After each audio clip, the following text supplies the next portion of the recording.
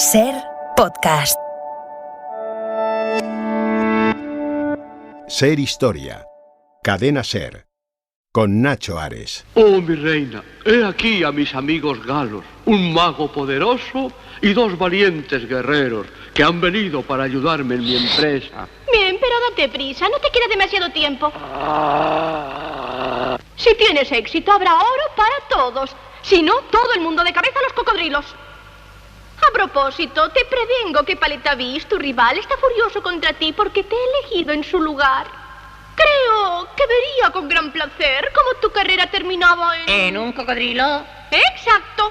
Y ahora, marchaos. Vaya carácter, pero tiene una bonita nariz. Una nariz preciosa.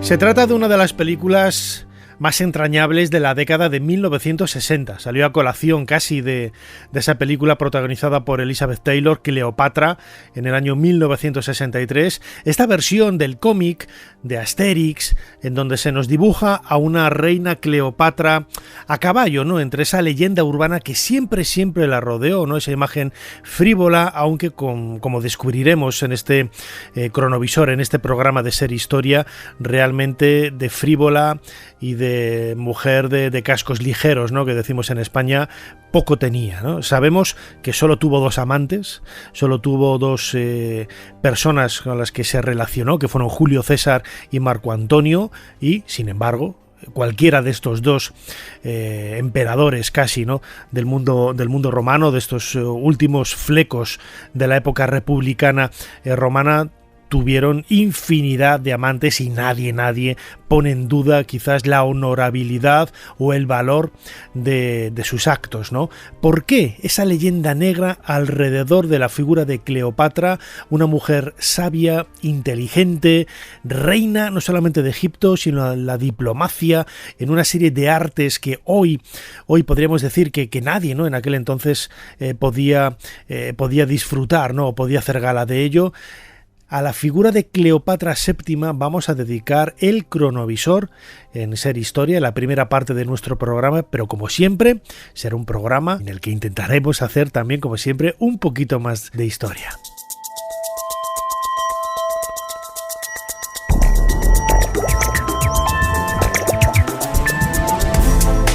Bienvenidos a Ser Historia.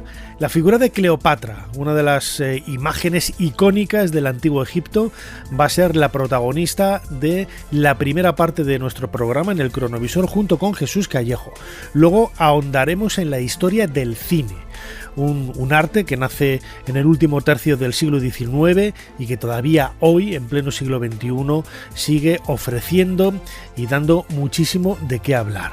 Hablaremos también de Olimpiadas Populares, una de las recetas, por así decirlo, que combinan deporte, política, sociedad, humanismo, en definitiva, tan característico en ese siglo XX, y Lorenzo Caprile, en su sección ¿Qué me pongo con?, hoy nos lleva al Palacio de Liria, el Palacio de los Duques de Alba, para ver esa exposición en la que él es comisario, en donde podemos ver muchos de los vestidos, ropas, trajes de la Casa de Alba. Como siempre, soy Nacho Ares y les doy de nuevo la bienvenida a Ser Historia. Comenzamos.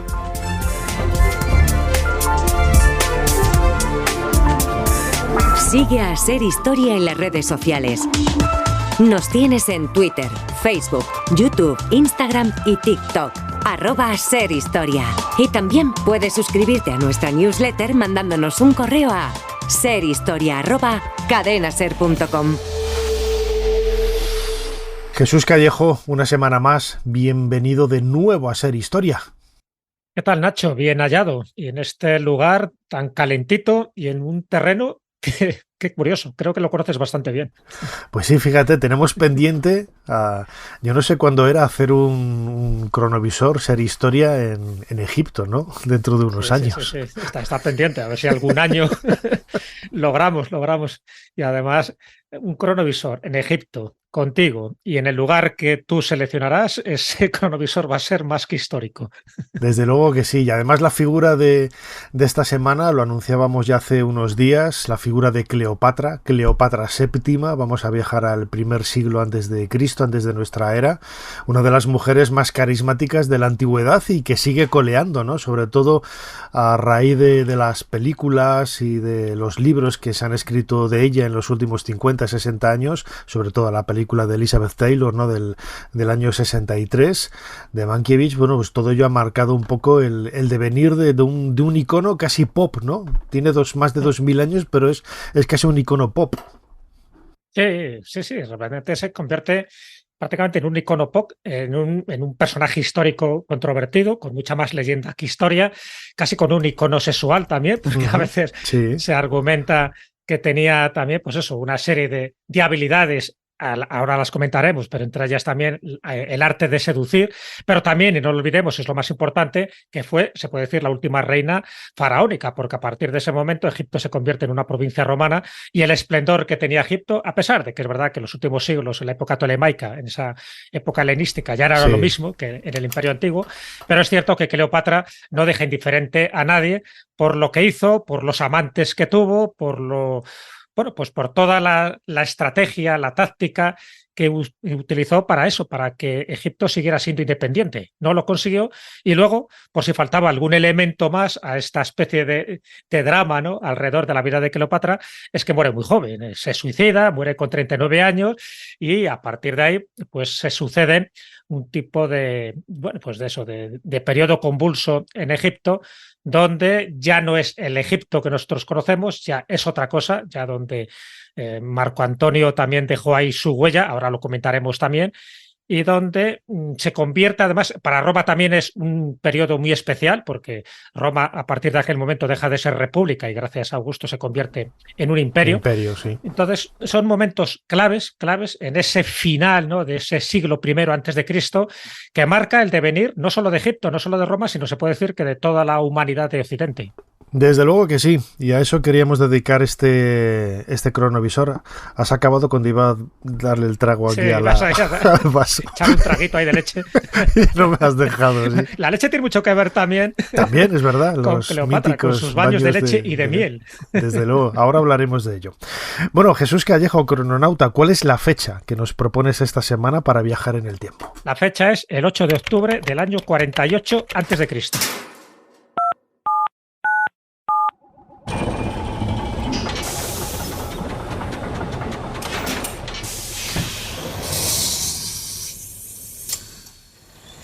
Adelante, pasen. Jesús Callejo les está esperando junto al cronovisor.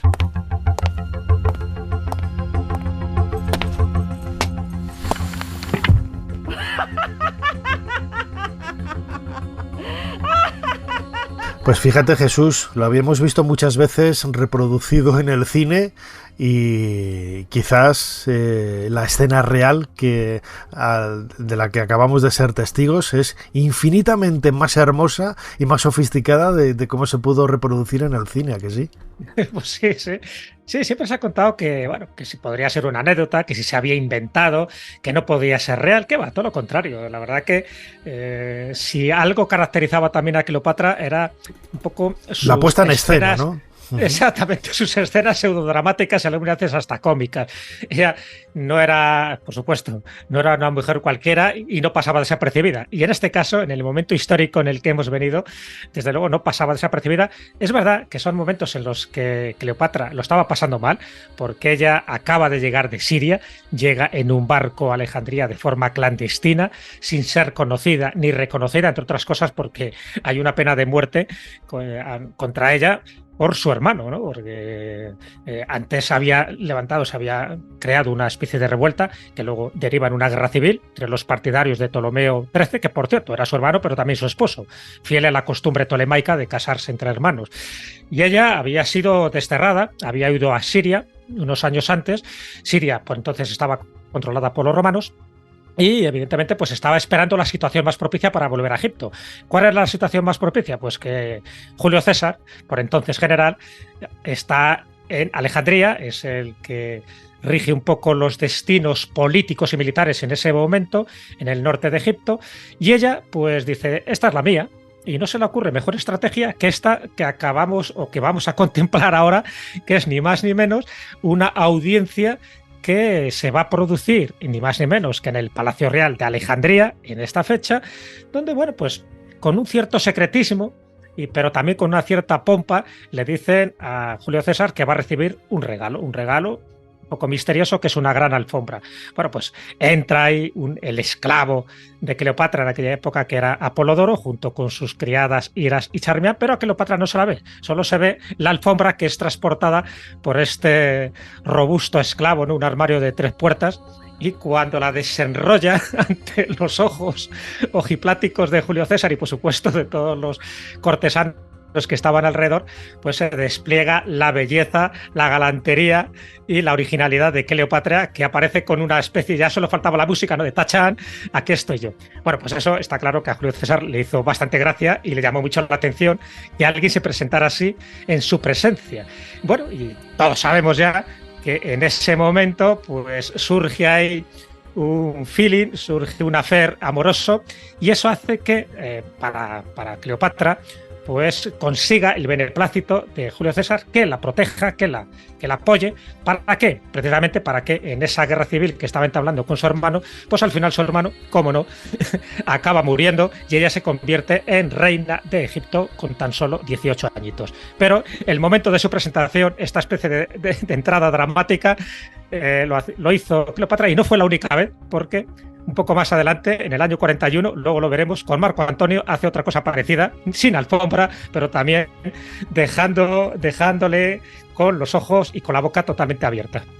Fíjate, y lo hemos comentado estos días tú y yo, ¿no? La cantidad de leyendas urbanas que hay alrededor de la figura de Cleopatra.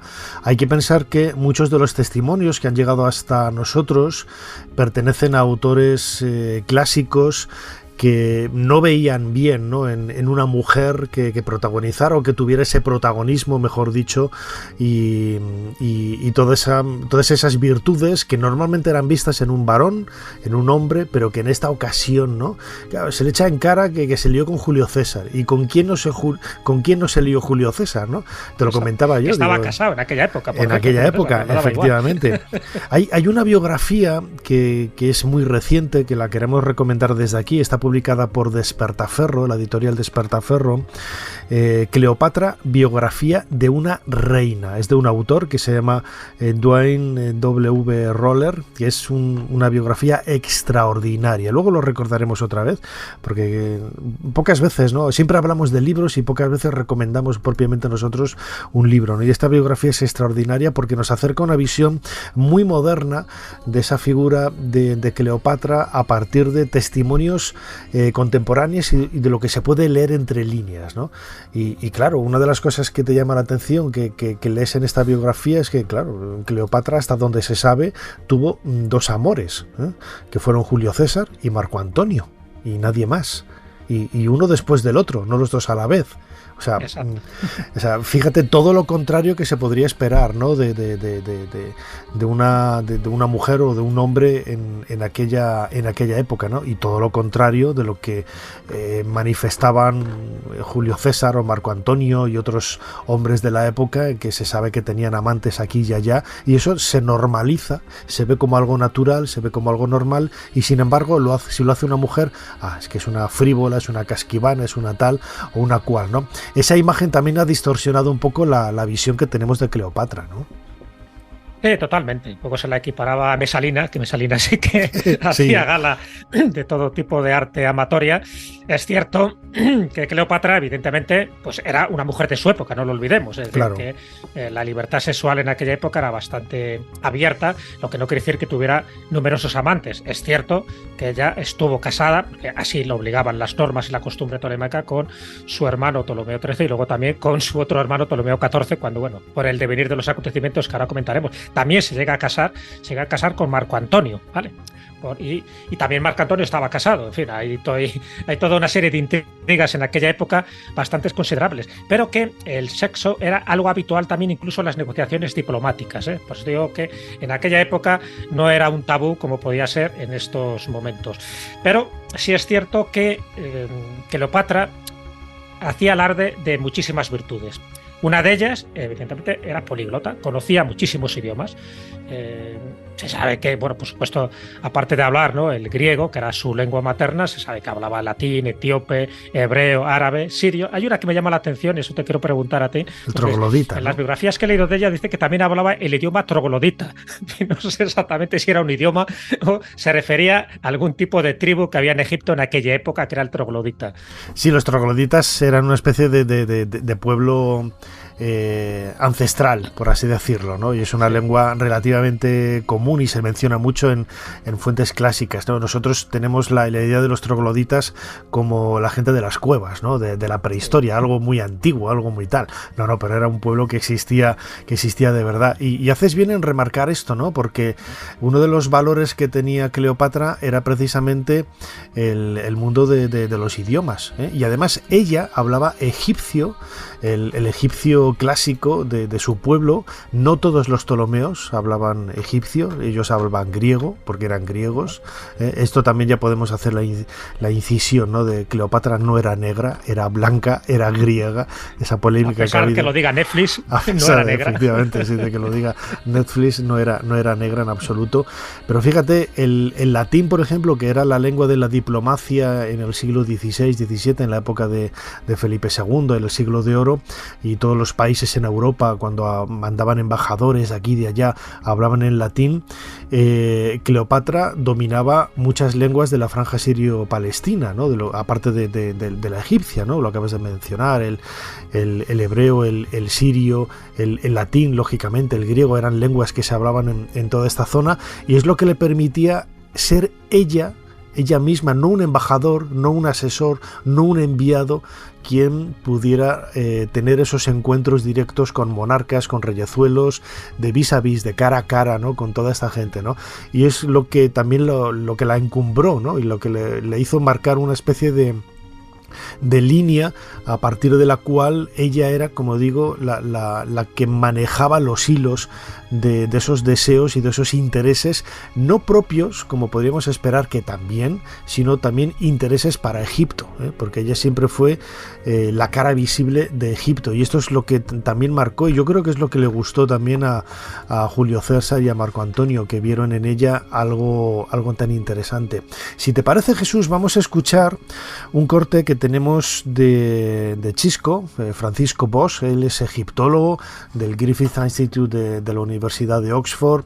Él es miembro del proyecto Yehuti, experto en el mundo helenista, experto en el mundo tolemaico, en donde nos hace una especie de resumen del contexto histórico que rodea a la figura de Cleopatra en este siglo I antes de nuestra era. Cleopatra es importante porque es como el último suspirar antes de morir. Es la etapa final de la dinastía, es una época de decadencia, control de Roma. Roma está totalmente implicada en lo que ocurre no solo en Egipto, sino en todo el Mediterráneo oriental, y con Cleopatra hay un pequeño renacimiento.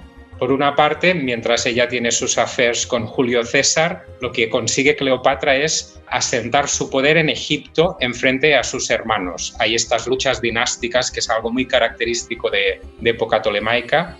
Tuvieron muchos líos familiares y luchas intestinas para ver quién mandaba. Y en esta primera fase, cuando ella tiene sus affairs con Julio César, consigue asentar su poder en Egipto. Cuando el affair es con Marco Antonio, lo que incluso llega a hacer Cleopatra es volver a tener algo de influencia en el Mediterráneo oriental.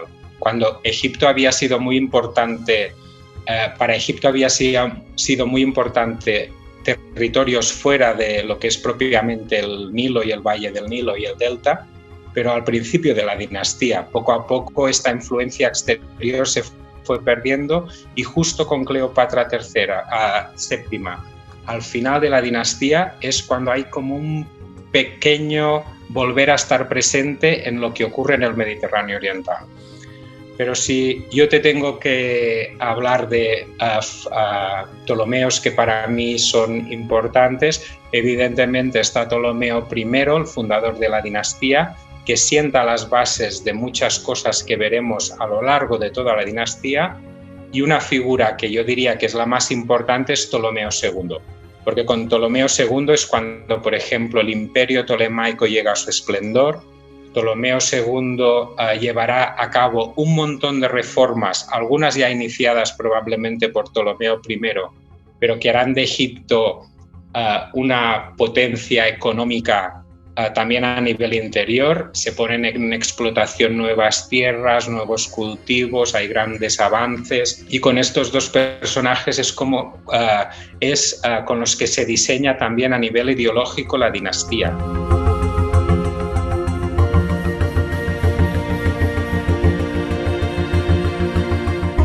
Jesús, escuchábamos a Chisco hablando de muchos de esos elementos que caracterizaron, ¿no?, la dinastía de los Ptolomeos, una de las dinastías, la más longeva, ¿no?, en la historia de Egipto, y de cómo Cleopatra es la guinda de ese pastel, ¿no? Antes hablábamos de esa diplomacia, hablábamos de ese don de lenguas que tenía, y siempre ha pasado a la historia, sobre todo por la figura de Elizabeth Taylor en el año 63 con esa película maravillosa, por su belleza, y sin embargo todo parece indicar que no voy a decir que fuera fea, ¿no?, pero desde luego no era todo lo atractiva ni lo bella que se ha dicho de ella, ¿no? Y sus virtudes y sus valores iban más en una personalidad arrolladora más que en la propia belleza física, ¿no? Sí, y de hecho tenemos dos testimonios directos de que muy guapa no debía ser. Un testimonio es el de Plutarco y el otro es el de las monedas, y monedas que se han encontrado con la efigie de Cleopatra, donde pues parece que no tenía tampoco esa belleza, por lo menos, que tenía Elizabeth Taylor. Ya sabes que también eso depende de las épocas, ¿no? En la época de Rubens la belleza era una y en la época de Botero es otra. O sea, que tengo que decir que también las bellezas van cambiando con los gustos. Pero Plutarco sí que da una descripción, bueno, pues detallada, vamos a suponer que es cierta, diciendo que su belleza no era tan incomparable como para causar asombro y admiración. Eso dice Plutarco. Dice que poseía una voluptuosidad infinita al hablar y, sobre todo, mucha dulzura y armonía en la voz. O sea, que en ese sentido, una de las cosas, otra de las habilidades que tenía, aparte de los idiomas, era la oratoria. Sabía hablar muy bien, claro, sabía hablar en muchos idiomas, pero tenía una oratoria bastante fluida, y parece que su voz, muy cantarina, además muy estructurada, pues encandilaba, ¿no?, a la gente que la escuchaba. Por supuesto, sabía mucho de matemáticas, sabía de filosofía, de astronomía, sabía de música. Todo eso hacía un conjunto de cosas que permitían que esta mujer pues no pasara desapercibida. Y de hecho, lo que tú dices, tenía un carisma arrollador, ¿no? Porque, en fin, dos de los personajes más influyentes en Roma, como era Julio César y como era Marco Antonio, que podían tener todas las amantes que quisieran, que cayeran rendidos a sus pies, es por algo, evidentemente, y no solo era por su belleza. Incluso Platón, que reconoce 4 tipos de halagos, dice, Plutarco, dice, bueno, pues ella, aparte de esos 4 halagos, dice, tenía 1000 maneras de agradar. Esas 1000 maneras de agradar es lo que ha hecho especular a cada uno, que utilizaba pues prácticamente todo tipo de artes que tuviera a su alcance, lo cual era muy lícito, ya digo, en aquella época. Fue muy criticada, de hecho, Cicerón, por ejemplo, la llamó la reina de las rameras, ni más ni menos, o sea, para que veas un poco la fama que le intentaron dar. Pero sin embargo hay otros, como el obispo Juan de Niquiu, que dijo que era la más ilustre y sabia de las mujeres por ella misma, por sus logros y por su valor. Como ves, las opiniones eran distintas en función de qué bando nos encontráramos. Pero también es cierto que ella tuvo que lidiar en una época muy conflictiva, porque ya digo, primero consigue el favor de Julio César. ¿Qué ocurre con Julio César? Que, como bien sabemos, Julio César por entonces tenía unos 54 años, o sea que era unos 30 años mayor que Cleopatra, pero bueno, sí es verdad que gracias a él recupera el trono, pero cuando es asesinado Julio César, ella en principio vuelve a caer en desgracia, salvo que tiene que que medir bien un poco sus fuerzas y sobre todo jugar bien las cartas, ¿no? Las cartas del juego en el que está lidiando. Y ella tenía que elegir en aquel momento, sabes que se produce ese segundo triunvirato donde está Marco Antonio, donde está Octavio y está Lépido. Lépido queda ya un poco marginado en este triunvirato y ella tiene que elegir entre Octavio y Marco Antonio. Ella cree que elige el caballo ganador, que era Marco Antonio, y como bien sabes, ese caballo ganador al final no fue tanto, porque en la batalla de Accio, pues al final ahí se vuelve otra vez a desmoronar su mundo y es donde ya no encuentra, bueno, intenta hacer, como no, pues todas las habilidades diplomáticas que se le ocurren, intenta hacer un encuentro con Octavio y Octavio dice que Nanay de la China, que hasta aquí hemos llegado, y es cuando se produce el desenlace trágico para ambos amantes, tanto para Marco Antonio como para Cleopatra, que por cierto, un enigma histórico, un enigma arqueológico, todavía, Nacho, se está buscando sus tumbas, ¿no es así? Sí, fíjate, desconocemos dónde está cualquiera de las tumbas de los Ptolomeos, de la dinastía de los Ptolomeos. No sabemos dónde están la tumba de ninguno de los reyes ni reinas de esta dinastía, ¿no? Lógicamente, las más importantes serían Ptolomeo I, Ptolomeo II y Cleopatra VII, ¿no? O sea, el principio y el final de la dinastía. Catherine Martínez, una egiptóloga dominicana, lleva muchos años trabajando en Tabusiris Magna. Aquí la hemos entrevistado varias veces en Ser Historia, nos ha contado un poco sus aventuras, sus vicisitudes allí, pero realmente los autores clásicos nos dicen que Cleopatra fue enterrada en las costas de Alejandría, no en Tabusiris Magna, que está a un montón de kilómetros de Alejandría, ¿no? Es cierto que allí hay un templo de Isis, las fuentes nos hablan de que ella fue enterrada en el templo de Isis, en Alejandría. No olvidemos que ella era gran sacerdotisa de Isis también, lo que le daba una especie también de marchamo, a través del cual ella, a pesar de esa dinastía griega, aunque después de 300 años los Ptolomeos ya estaban totalmente asimilados, ¿no? Y se les consideraba egipcios, el hecho de que ella aprendiera egipcio, que ella pudiera leer y escribir seguramente en escritura jeroglífica, que fuera gran sacerdotisa, suma sacerdotisa de Isis, pues creaba un vínculo también afectivo, me atrevería a decir, con su pueblo, ¿no? Y esto es lo que hacía también que fuera muy querida y fuera muy seguida, ¿no? Y hay muchos aspectos, tú que eres también seguidor, ¿no? de estas tradiciones virginales, ¿no? La historia, por ejemplo, el culto de la Virgen del Carmen, por ejemplo, que ahora hablaremos, si quieres, hay la tradición, ¿no? De los pescadores que sacan la barca con la Virgen del Carmen por la orilla del mar. Esta es una tradición que viene en realidad del antiguo Egipto, de cuando los egipcios sacaban, ¿no? A la diosa Isis en esa barca por la costa, y también se ha querido ver, ¿no? Ese papel de Cleopatra participando en las batallas navales, en Accio, por ejemplo, porque ella estaba allí, estaba en uno de los barcos, no estaba en tierra o en otro sitio, allí estaba participando de estas batallas navales, también como un elemento vinculado también a ese culto, ¿no? De la diosa Isis, que estaba tan identificado con el mar, y que nosotros, ¿verdad, Jesús?, hemos heredado a través de esa historia de la Virgen del Carmen, y la cantidad de cosas que hemos heredado de los antiguos egipcios sin saberlo, ¿no? Incluso de la propia Cleopatra, ¿no? Es verdad. Sí, bueno, ya lo hemos comentado más de una vez, incluso la propia iconografía de la Virgen María dando de mamar al niño no tiene mucho que ver, pues, con Isis dando de mamar a Horus, en fin, y toda la rivalidad, por ejemplo, que hubo con el dios Set, ¿no? Y también cómo luego deriva en San Jorge matando al anciano el dragón, etcétera, etcétera. Esa iconografía está clara, yo creo que ya está demostrado, ¿no? Que procede muchísimo de Egipto, incluso hay libros por ahí, en fin, desde mi punto de vista bastante fantasiosos, donde dice que incluso Cristo había nacido 3000 años antes de Cristo, ¿no? Sí. Asociándolo ni más ni menos, pues, que algún que otro faraón de la época. Pero bueno, fuera de eso, es cierto que Cleopatra participaba activamente en todo, ¿no? Incluso en esa batalla tan decisiva y tan legendaria, que al final, pues, es lo que generó, ¿no? Caer en desgracia. Pero claro, con Marco Antonio, es verdad que tuvo una etapa también, bueno, en esos últimos años, bastante floreciente, pero también bastante, no sé si llamarla gamberra, ¿no? Porque de hecho, cuando se conocen, antes te contaba un poco cómo se conoció, ¿no? Cómo se conocieron Julio César y cómo se conoció ella. En el caso de Marco Antonio, cuando él obtiene, ¿no? Que es el triunviro romano un poco más destacable, cuando obtiene el poder, pues quiere entrevistarse con Cleopatra, y de hecho la cita en Tarso lo que sería actualmente Turquía, y la forma de entrar en el puerto de Tarso es ni más ni menos con una barcaza dorada, con velas púrpura, con remos de plata, con una buena corte de doncellas. La reina se viste como la diosa Afrodita, se sienta bajo un dosel dorado, en fin, con incienso dulce para que toda la barca huela. En fin, cuando Marco Antonio la ve, se queda ya también rendido. Dice, ¿pero quién es esta mujer? ¿Es una diosa? ¿Realmente es humana?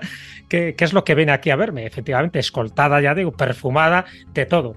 Y eso es el momento clave para que los dos se enamoren, se produzca una alianza, y luego, pues, en ese invierno del año 41, siempre estamos hablando antes de Cristo, pues crean varias sociedades. Una de ellas dicen que es una sociedad de bebedores, ¿no? De hecho la llamaban los hígados inimitables, o sea que imagínate, ¿no? Con borracheras nocturnas, con juegos, con concursos, con cacerías, en fin, era una especie de asociación gastronómica. Otras veces lo llaman el círculo de los inimitables, que en el fondo era un grupo de sibaritas donde se daban a todos los placeres carnales que te puedes imaginar.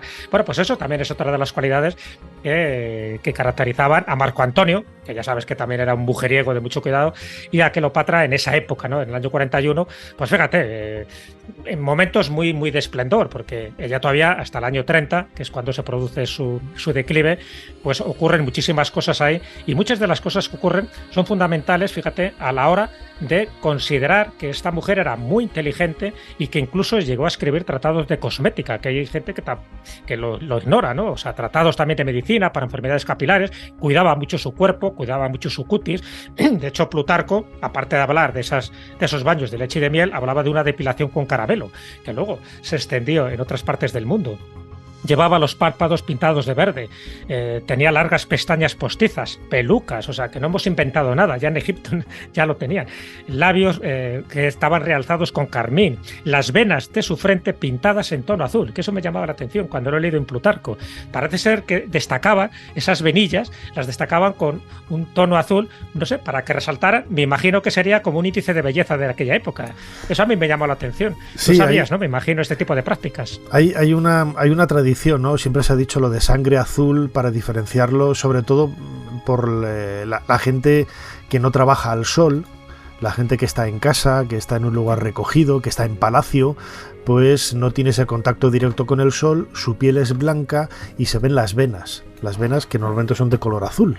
En el momento que tú estás al sol, ya la piel se oscurece y ese color se desaparece, ¿no? Y de ahí puede venir un poco esta tradición, ¿no? En el caso de Cleopatra, lo decías ahora, vamos a escuchar ahora un fragmento de una charla que tuve en su momento con una buena amiga común, Marina Escolano, que ha estado muchísimas veces también con vosotros en la escóbula de la brújula, hablando brillantemente, ¿no? de Egipto, de sus misterios, de sus textos.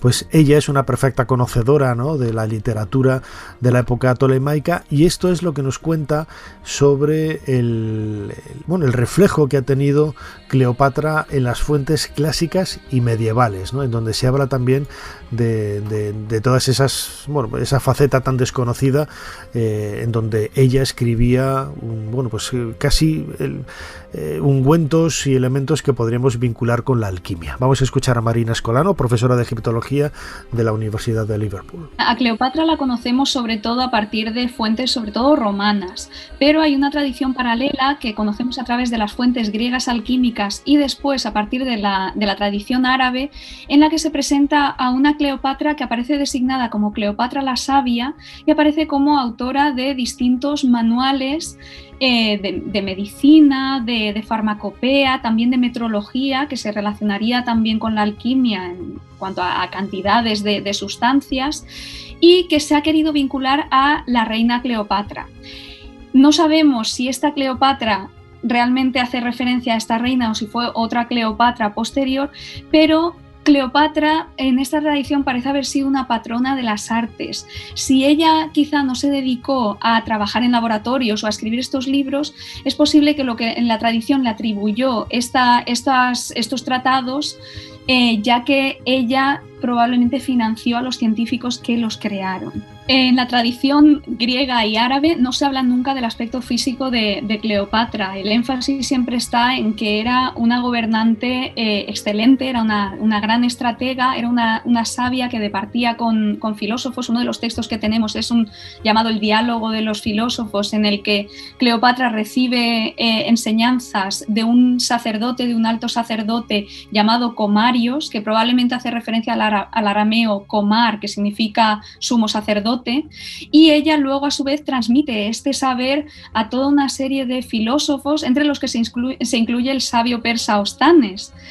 Así que Cleopatra aparece aquí no como una seductora o una manipuladora como en la tradición romana, que al fin y al cabo deriva de una situación en la que Cleopatra es la enemiga de Roma, sino una tradición que probablemente es la tradición interna egipcia, la tradición que se conocía dentro del propio egipcio y que fue potenciada por ella, y en la que figura como esta mujer de gran sabiduría.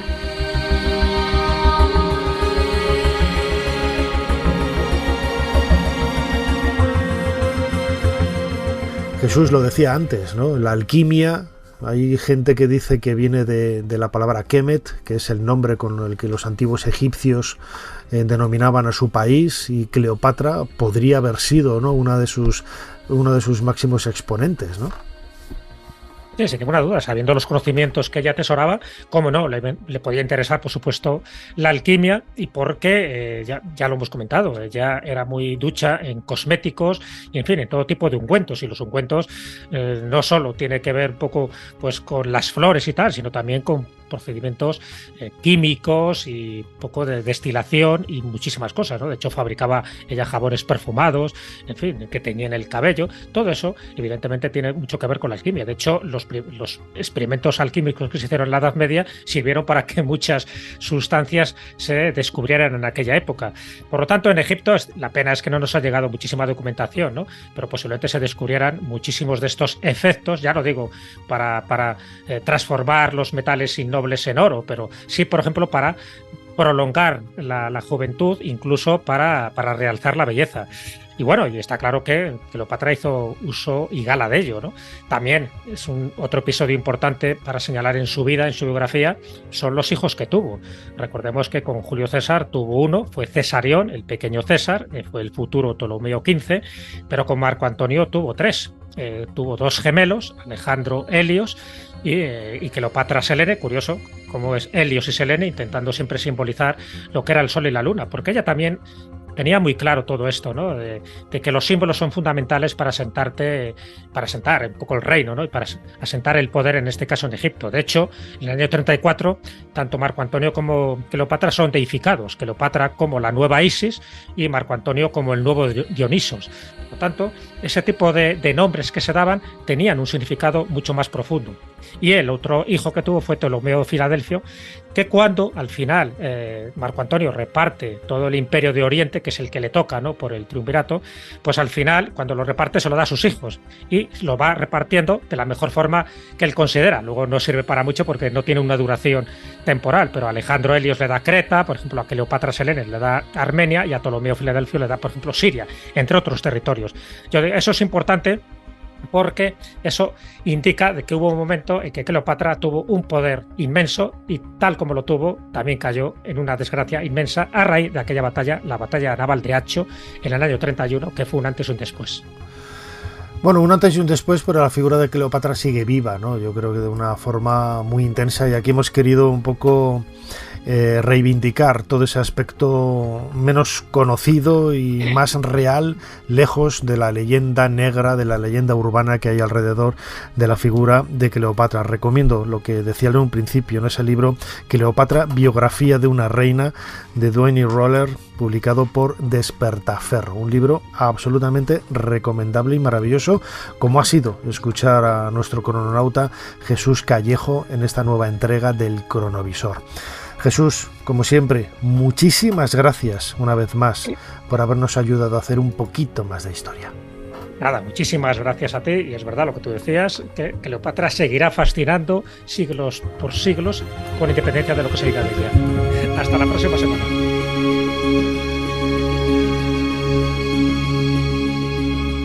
Suscríbete a Ser Historia.